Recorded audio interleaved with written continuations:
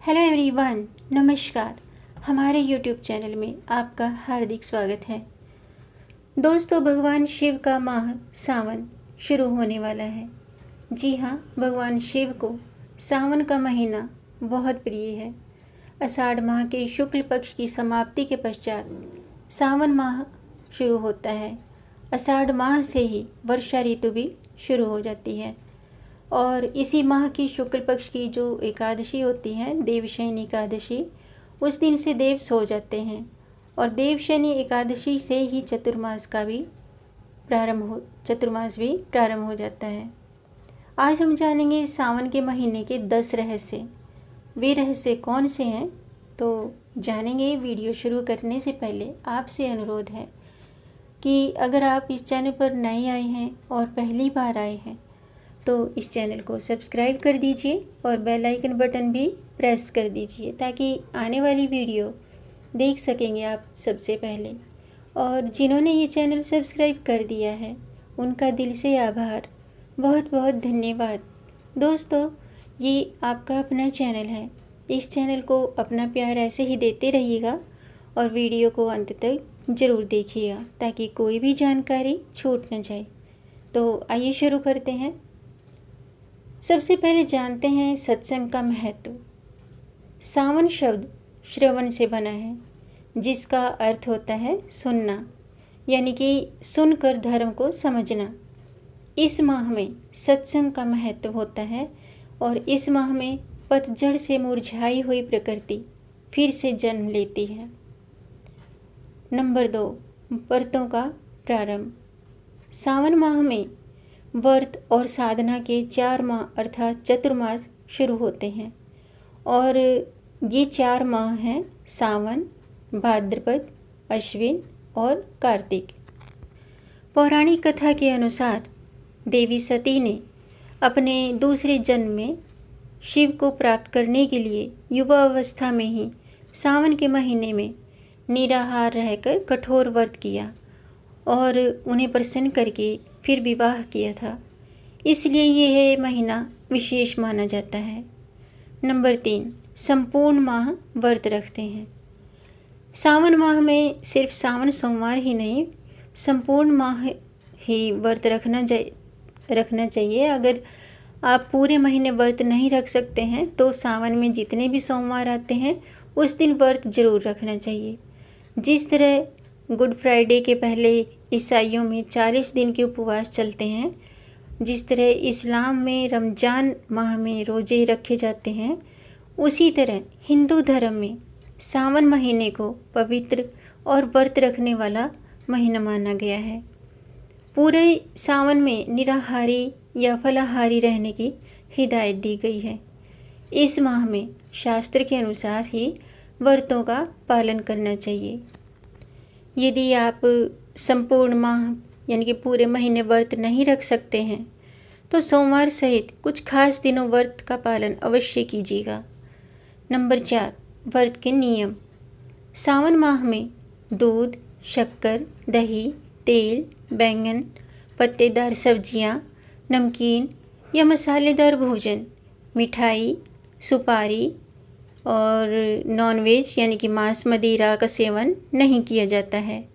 इस दौरान बाल और नाखून भी नहीं काटने चाहिए। सावन माह में यात्रा और वार्ता, भोजन इनका त्याग करके नियम पूर्वक व्रत रखना चाहिए और ब्रह्मचर्य का भी पालन करना चाहिए। तब ही इसमें सावन में व्रत रखने का फल मिलता है। और दिन में फलाहार लेना और रात को सिर्फ पानी पीना चाहिए। जिसकी शारीरिक स्थिति ठीक ना हो तो व्रत करने से उत्तेजना बढ़े तो उसे व्रत रखने पर ऐसे में व्रत भंग होने की, व्रत टूटने की संभावना हो तो उसे व्रत नहीं करना चाहिए। इसके अलावा महिलाओं को भी ये सावन में भोलेनाथ की पूजा करते समय शुद्ध अवस्था में यानी कि मासिक पीरियड के दौरान व्रत नहीं रखना चाहिए। जब शुद्ध अवस्था हो तभी व्रत रखना चाहिए। और इस व्रत को रखने के 3 कारण हैं। पहला दैहिक, दूसरा मानसिक और तीसरा आत्मिक रूप से शुद्ध होकर पुनर्जीवन प्राप्त करना और आध्यात्मिक रूप से मजबूत होना। इससे काया निरोगी हो जाती है। नंबर 5, उपाकर्म करना। सावन महीने में श्रावणी उपाकर्म करने का भी महत्व है। यह कर्म किसी आश्रम, जंगल या नदी के किनारे या किसी सन्यासी की तरह रहकर संपूर्ण किया जाता है।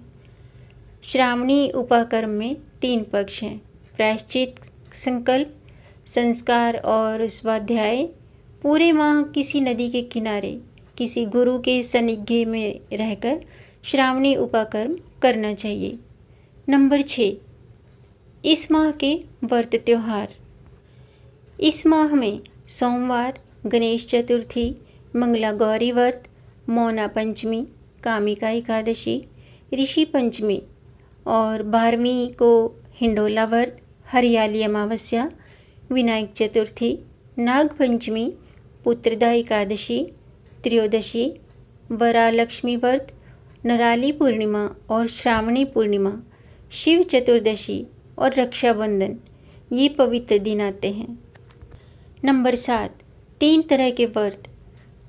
दोस्तों, पुराणों और शास्त्रों के अनुसार सोमवार के 3 तरह के व्रत होते हैं, 3 तरह के होते हैं: सावन सोमवार, 16 सोमवार और सोम प्रदोष।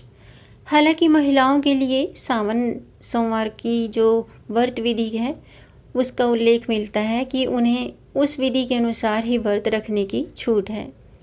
शिव पुराण के अनुसार जिस कामना से कोई इस महीने के सोमवार का व्रत करता है उसकी वह कामना अवश्य ही अति शीघ्र ही पूरी हो जाती है। जिसमें 16 सोमवार व्रत करने हैं वे भी सावन के पहले सोमवार से व्रत करने की शुरुआत कर सकते हैं। इस महीने में भगवान शिव की बेलपत्र से पूजा करना श्रेष्ठ और शुभ फलदायक है। नंबर 8, यदि संपूर्ण माह व्रत रखें तो क्या करना चाहिए? दोस्तों, पूरे सावन अगर आप व्रत कर रहे हैं तो इस दौरान फर्श पर सोना चाहिए और सूर्योदय से पहले उठना चाहिए। ये बहुत ही शुभ माना जाता है। उठने के बाद अच्छे से स्नान करना चाहिए और अधिकतर समय मौन रहना चाहिए। दिन में फलाहार लेना और रात को सिर्फ पानी पीना चाहिए। इस व्रत में दूध, शक्कर, दही, तेल, बैंगन, पत्तेदार सब्जियां, नमकीन या मसालेदार भोजन, मिठाई, सुपारी, मांस मदिरा का सेवन नहीं किया जाता है।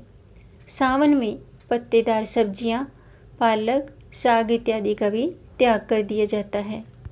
इस दौरान शेव भी नहीं करनी चाहिए, दाढ़ी नहीं बनानी चाहिए, बाल और नाखून भी नहीं काटने चाहिए।